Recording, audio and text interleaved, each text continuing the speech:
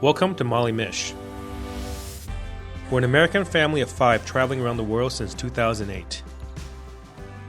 After more than 6 weeks exploring Ireland, we ferried across from Belfast to Great Britain. With autumn fast approaching, we're starting to feel the squeeze of the weather. Join us as we make our way around the Scottish Highlands across the famous North Coast 500.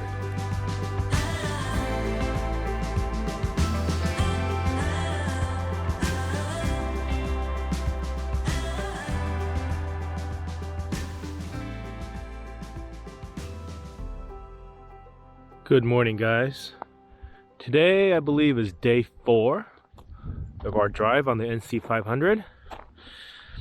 Most people, I think, do this drive in about 7 to 10 days. I'm sure some people do it faster. I'm sure some people do it in like a weekend, because it's certainly feasible. But 4 days in for us, we've gone up the top from Inverness, and then we're about halfway across going to the west. So in 4 days we've done about 25, about 30% of it so far, which is not saying that we're like, you know, almost 1/3 of the way through, actually, because the eastern side and the eastern side of the top, basically the parts that we've done, are the least scenic, so people spend the least amount of time in these areas. So what I'm thinking is that 4 days in, we got to get moving. We got to pick up the speed and get to the west coast, because that's where all the scenic stuff is at. That's not to say where we are right now is not beautiful, because I think right here is where it starts to get really nice. So yeah, today I think we're going to drive perhaps all the way to the west coast. Of course, if we see cool stuff along the way, we'll stop. But the goal, I think, now is to get all the way to the northeast corner of Scotland by the end of the day. It's only about 50-60 miles that we're going to have to drive today, but it will, Google Maps says it'll take 2 hours. So that tells me there's going to be some narrow roads, slow-going roads, windy roads, which usually equates to beautiful scenery, so I'm excited about that. But this place, though, has been good. Yesterday, we basically stayed at this parking lot, and there were a few cars that came, you know, to walk their dogs, to take hikes, but not very many. At the most, there was only one other car here. And then last night, there was a van that parked right next to us, like right here. They came late. We didn't see them until dark. And last night when we came out to look for the cats loved it here. I mean, there's just so much to explore for the cats, and they all caught mice, both of them. I think one of them may have caught 2 or 3. And even before, you know, last night, Twin didn't come in until, what time did Twin come in? Like 10 o'clock? Really late. 10:30? Yeah, Twin was a late bird last night, because I think at the very end of the night, she caught another mouse. So we finally just gave up looking for her, came inside, waited a half hour. And it's a funny thing that they do is they actually, when they want to come inside, they'll like, you know, stand up on their hind legs at the door and like tap the door. We haven't seen it because we're always inside when this happens, but we can hear the little tapping, and then we open the door and then they'll hop in. So we assume that's what they're doing. So that's pretty cool. That's pretty cool that they know to come back. But, you know, we would have preferred them to be better listeners, to just come in when we need them, but they're cats, right? What are you going to do? That's just not going to happen. But these people that were here last night left this morning. And some other van camper came today, earlier, and they drove down to the end where I showed you guys yesterday. But, you know, they didn't stay. They were just there for a little bit, and then they left. Probably because either they didn't feel comfortable being down there, or it was really hard to get level. Frankly, like, I think it would be impossible for us to get level. We couldn't get level here, actually.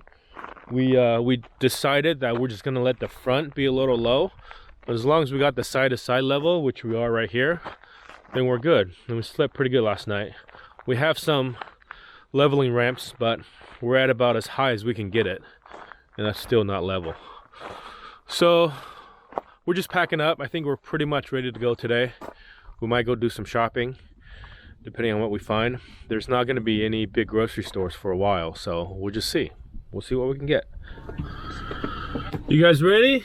Yeah. We're going to get out of here.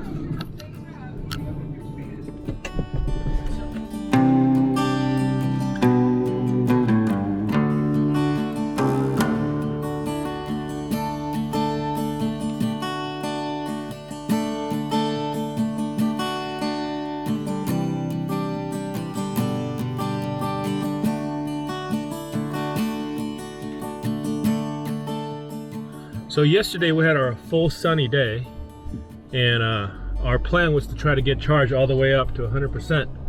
We were down to, I think the lowest we got was like 49%. So that means we were down like more than 140 amp hours. And the sun came out in the morning, but we had like a couple hours of pretty cloudy skies in the afternoon, and then it finally came out again like 2 hours before sunset. And I tilted the panels on the roof, and I had the portable panel set up. And when we came back from our little walk at the coffee shop up here, which was really nice, by the way, they have food too. I moved the van so it could point, so the panels on the roof could point more directly at the sun again. And all the way up, we were charging all the way up until the sun went down, and we got up to 99.3%. We were like 6 amp hours away from being at 100%, which is quite the shame, because had those clouds not covered the sun for those 2 hours, for sure we would have been up at 100%. Well, that means we haven't been fully charged for almost 20 days now, maybe 19 days, which is not a big deal, really. These lithium batteries don't need to be fully charged, but just, you know, mentally thinking it would be a good feeling to get up to 100%. But 99.3, that's not bad. Last night we didn't turn on the fan because it was pretty chilly outside, so we didn't need you know, as much circulation. So this morning we're at 85%. So now we're going to charge as we drive today, which could be a couple hours worth of driving. Fingers crossed that'll get us up to 100%. We'll see.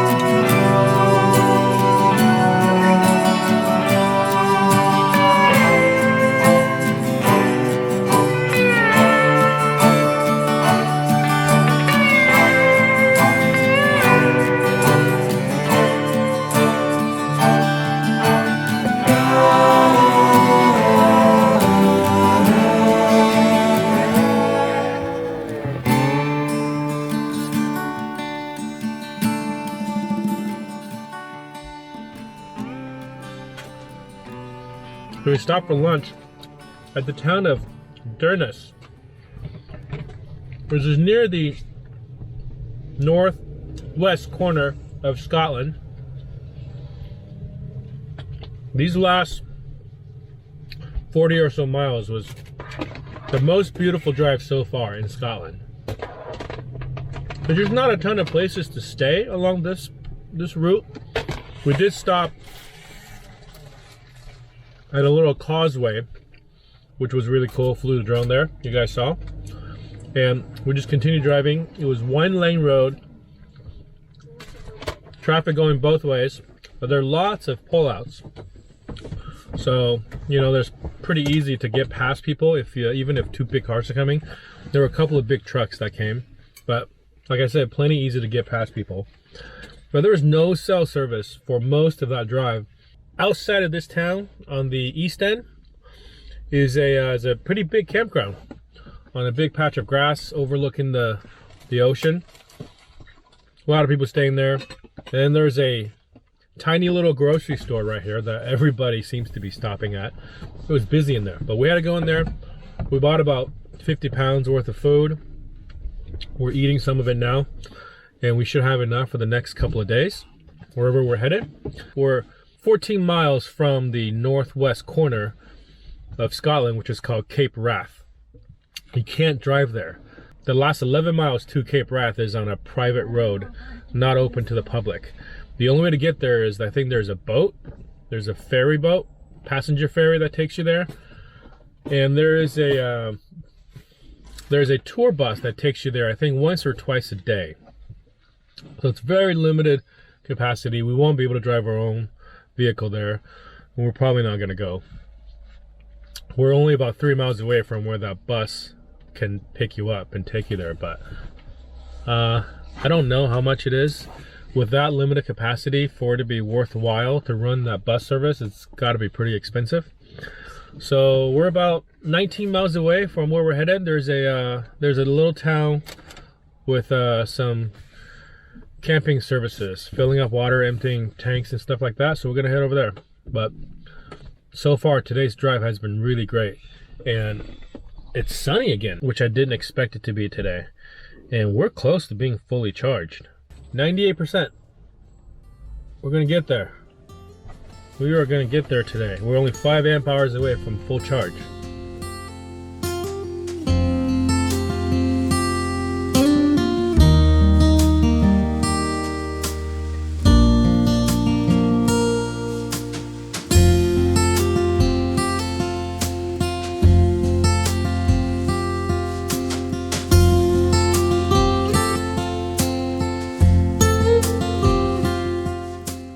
All right, we're at the harbor offices of the little town called Kinlochbervie. Pretty much to the northernmost site or northernmost city on the west side, on the west coast. And at the harbor master office, there is a coin operated shower and laundry that we can use. So that's what we're gonna do. We're gonna park our car here and then use the coin showers. That means everybody's gonna get to shower today. 1 pound coin operated, but I'm not sure exactly how long it lasts for. We're gonna bring a couple of pounds sterling coins in there, and I'll show you guys what it looks like. It's a pretty industrial looking place. I mean, it's basically the harbor master office, and there's like forklifts and just all their like work stuff in there on these docks. And then like there's a room that you just walk around through the inside and then around the corner into, and then you have showers. So we're gonna use it.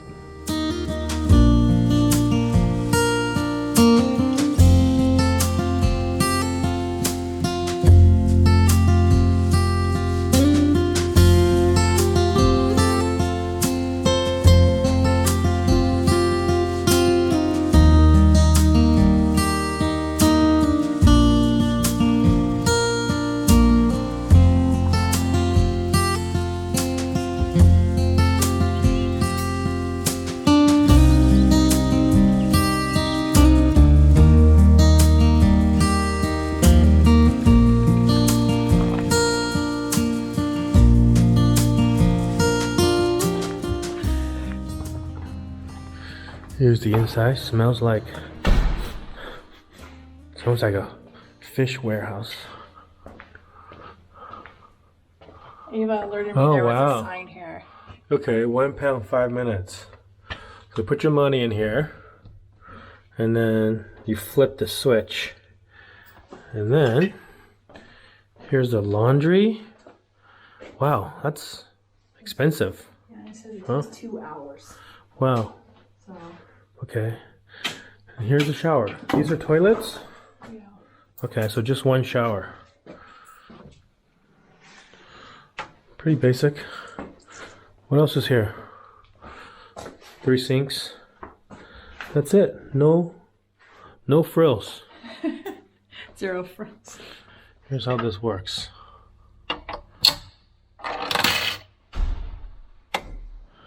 Well, there you have it.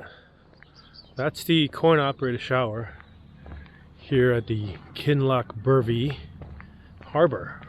Really small town, pretty much just a town that consists of this operation. There's a small grocery store over there, really small, and that's actually where you pay for. They have a community sort of RV rest area that's right by the other side of this, which is like a little dock, kind of like this, but not commercial. And that little dock has probably, I don't know, 10 spaces for camper vans. Maybe 2 little power outlet things with 4 outlets each. So you can get electricity there if you want. There's also 1 water fill station and 1 chemical cassette toilet emptying station. And it's £5 if you just use it for filling up and emptying, and you pay at the spar. £10 if you stay the night, which includes filling and dumping. And then £15 if you stay the night, use the water and the dump station, and also you get electricity. It's not too bad. It's actually a really beautiful place with a little sort of pebble beach right next to it. We might stay there on the next day or two if we come back here to sort of fill and dump and maybe take another shower. But we're gonna go to a place called Shagra Beach, which is a £5 per night, no services, like honor box camping place right on the beach. So hopefully it'll be good for the cats. We'll see. There's a chicken right there. Hey chicken. Don't get run over. Hearts worth falling for. Oh, and with open arms I'll carry yours. Come, rain or shine, I'll cover you up and calm the skies. As long as you are mine, I'll be there when you need me. You can count on it every time. It won't always be easy, just as sure as the sun will rise. I'll be there when you need me, with every tear that falls from your eyes. Oh, you have me completely. Wow. It's a huge wave. So we made it to Shagra Beach. This is sort of like just like an open field, and there's a bunch of campers of all kinds. Vans, cars, tents, people on motorcycles. There's not really any big RVs, just because you can see these are like sort of really uneven rolling hills, and if you have a really like low clearance vehicle, you'll bottom out at one of these pretty easily. So lucky for us, even though it's pretty crowded, we're able to secure this spot right here that's sort of uneven, but we were able to go into this dip and then come up on the other side and kind of straddle this little uneven space and find like a perfectly even spot that we're in. So yeah, we're good front to back and good side to side. What do you think of this place, Luca? Good. Oh, the wave! Yeah, there's a huge, here, I'll show you. There's a rock over there, and then there's another rock, and like the little space in between the rocks, this huge swell there, I think there's a swell coming through, squeezes in through these rocks and just shoots up these huge, massive walls of white water. It's really cool to look at though, and you can hear it from really far away. This place is £5 a night, and it's like an honesty box that you pay right at the entrance, there's like a cattle grid with a little box you put money in, and it's run by the community of this area of Shegra, and the money that goes to it kind of goes to pay for like improvements for the community. It's a really good idea. Instead of sort of antagonizing the tourists that come here, they kind of turn this little piece of community land to their advantage, you know, to generate some income so everybody can be happy. I mean, there's probably 40 to 50 different people camping here right now, which means they're generating 200-300 pounds per night for this piece of land that's basically just sitting here, right? There's sheep grazing, and that's about it. There's no facilities of any kind. There's no trash, no water, no bathrooms, no shower, nothing, no electricity, nothing, not even cell service. In fact, we have no cell service here. There's just one spot on the grass that Marlene found. If you stand there, like very still at this very specific spot, you can get like 1 or 2 bars of signal. So she's having to do that to send some messages out so that we have Airbnb guests right now. So we kind of have to stay connected just so that our guests at the Airbnb can get a hold of us if there's anything that happens. So every couple of hours we got to go there and check, and hopefully nothing happens before we leave here, and we can check frequently enough so we don't have to worry about, you know, our guests needing something and us not being available. We do have a friend also that can help us, so we can just tell her, hey, you know, when it's like nighttime over here, do you mind just responding to people if they need something? Hopefully they won't need anything. Hopefully nothing will happen, but just in case. From here, we are as close to Iceland as we've been pretty much anywhere, even in Norway. We're really close to Iceland here. I think from here to Iceland is roughly the same distance as from here to London.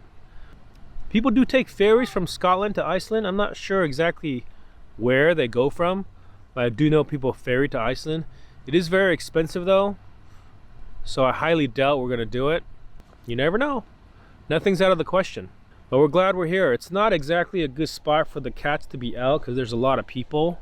There's not any tall grass areas where the cats can hide in. So we're just kind of walking them on the leash.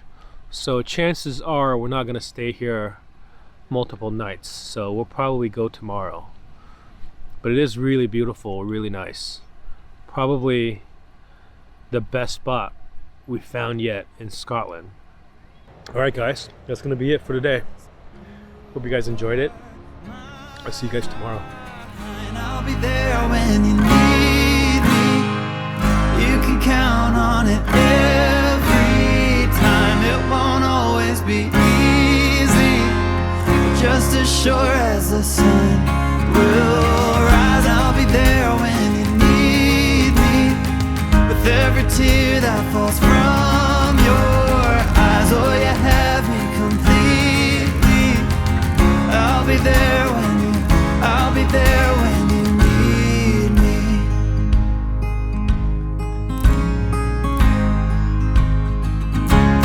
Trust, it builds a home, and ours is a sacred place where we both belong. Faith, a planted tree. Oh, and it's grown its roots under you and me. As long as we both breathe, I'll be there when you need me. You can count on it every time. It won't always be easy, but just as sure as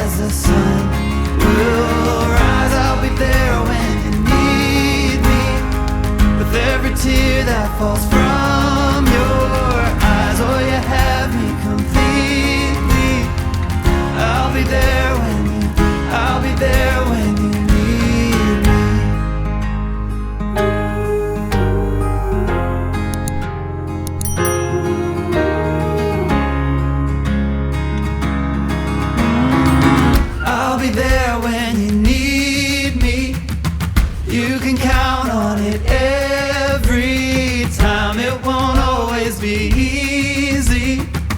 I'll be there